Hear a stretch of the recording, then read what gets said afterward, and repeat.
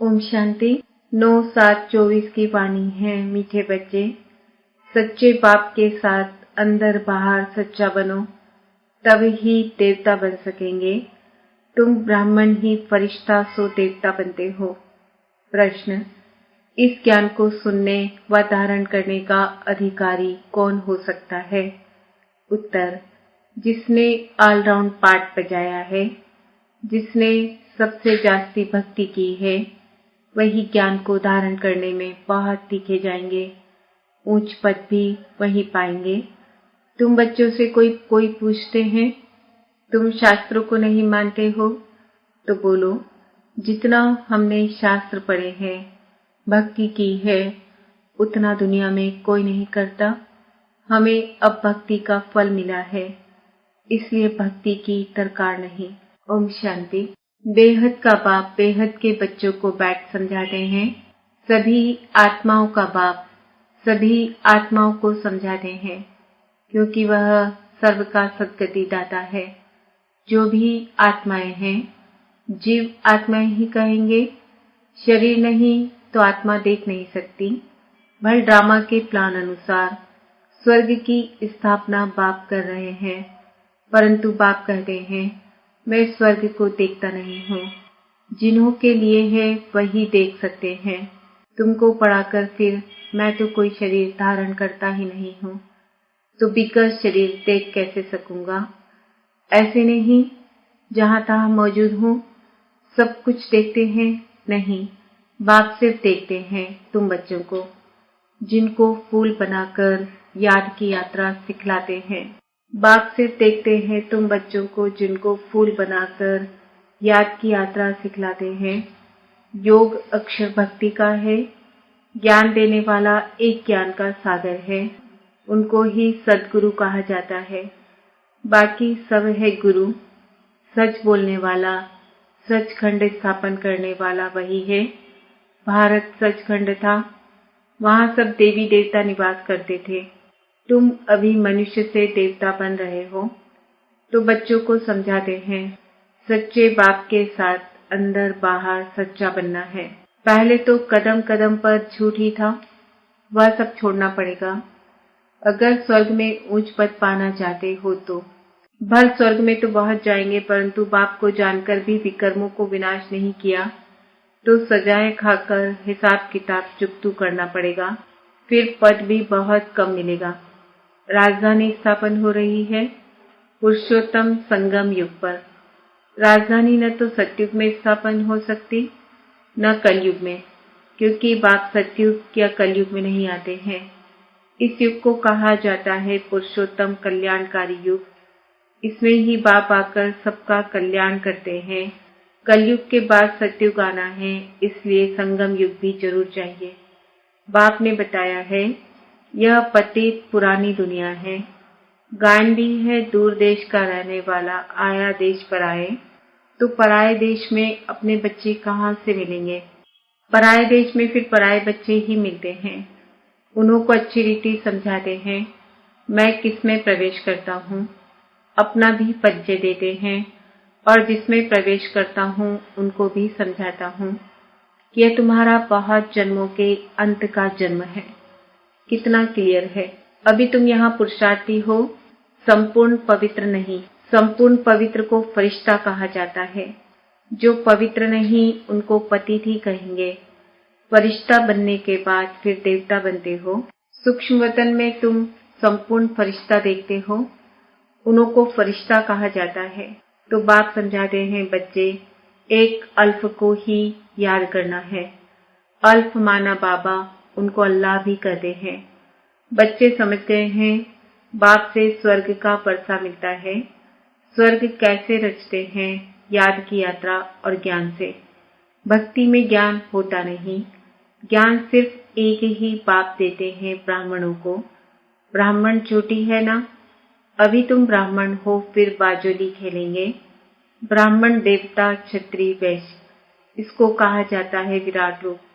विराट रूप कोई ब्रह्मा विष्णु शंकर का नहीं कहेंगे, उसमें चोटी ब्राह्मण तो है नहीं। बाप ब्रह्मा तन में आते हैं, यह तो कोई जानता नहीं। ब्राह्मण कुल ही सर्वोत्तम कुल है। जबकि बाप आकर पढ़ाते हैं। बाप शूद्रों को तो नहीं पढ़ाएंगे ना, ब्राह्मणों को ही पढ़ाते हैं। पढ़ाने में भी टाइम लगता है। राजधानी स्थापन होनी है। तुम ऊंच से ऊंच पुरुषोत्तम बनो। नई दुनिया कौन रचेगा? बाप ही रचेगा। यह भूलो मत। माया तुमको भुलाती है, उनका तो धंधा ही यह है। ज्ञान में इतना इंटरफेयर नहीं करती है, याद में ही करती है। आत्मा में बहुत किचड़ा भरा हुआ है, वह पाप की याद बिगड़ साफ हो न सके। योग अक्षर से बच्चे बहुत मूझते हैं। कहते हैं बाबा हमारा योग नहीं लगता। वास्तव में योग अक्षर उन हठ योगियों का है। सन्यासी कहते हैं ब्रह्म से योग लगाना है। अब ब्रह्म तत्व तो बहुत बड़ा लंबा चौड़ा है।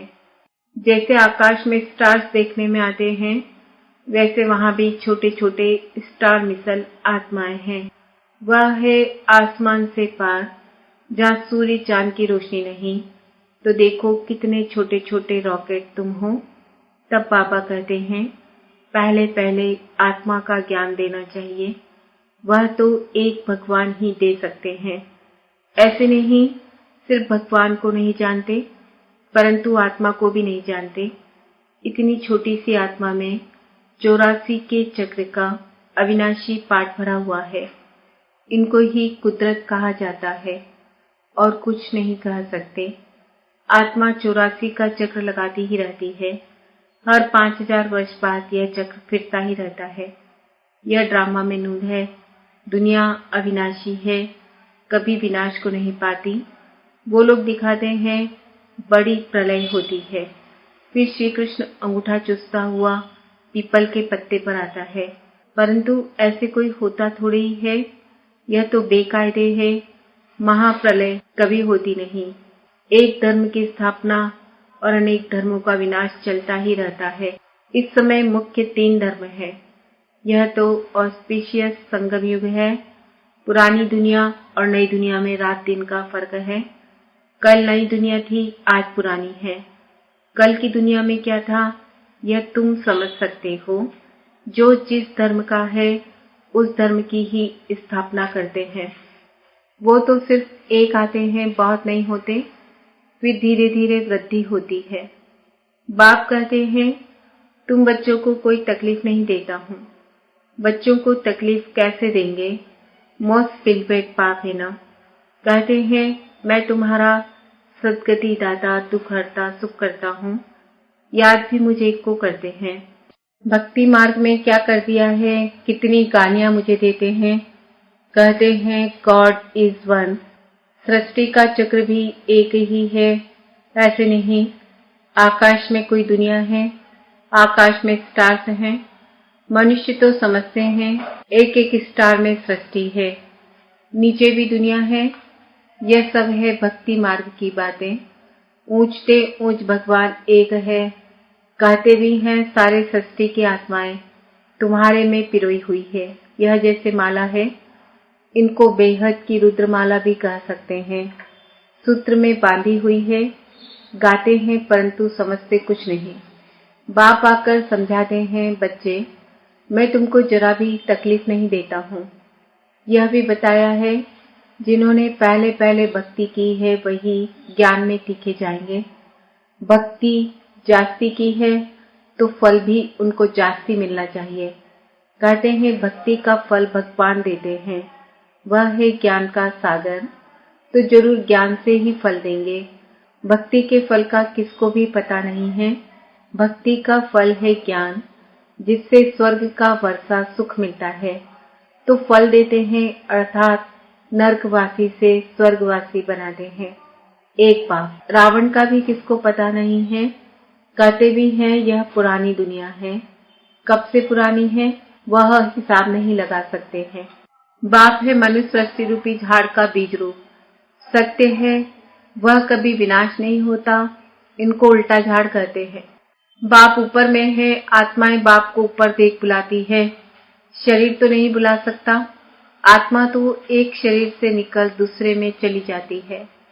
आत्मा न घटती न बढ़ती, न कभी मृत्यु को पाती है। यह खेल बना हुआ है। सारे खेल के आदि मध्य अंत का राज बाप ने बताया है।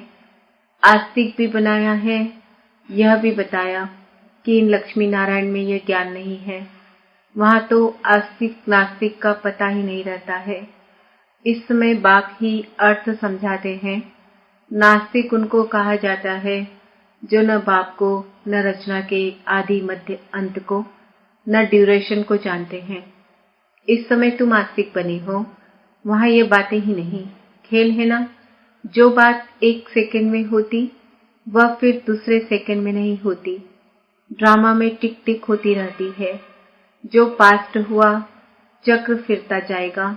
जैसे बाइस्कोप होता है, 2 घंटे या 3 घंटे बाद फिर वही बाइस्कोप हूबहू रिपीट होगा।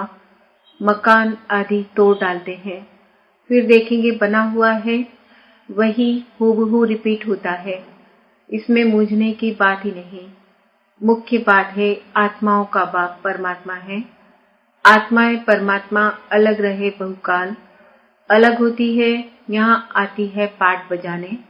तुम पूरे 5000 वर्ष अलग रहे हो। तुम मीठे बच्चों को ऑलराउंड पाठ मिला है, इसलिए तुमको ही समझाते हैं। ज्ञान के भी तुम अधिकारी हो। सबसे जास्ती भक्ति जिसने की है, ज्ञान में भी वही टीके जाएंगे, पद भी ऊंच पाएंगे। पहले पहले एक शिव बाबा की भक्ति होती है, फिर देवताओं की, फिर 5 तत्वों की भी भक्ति करते व्यभिचारी बन जाते हैं। अभी बेहद का बाप तुमको बेहद में ले जाते हैं, वह फिर बेहद के भक्ति के अज्ञान में ले जाते हैं।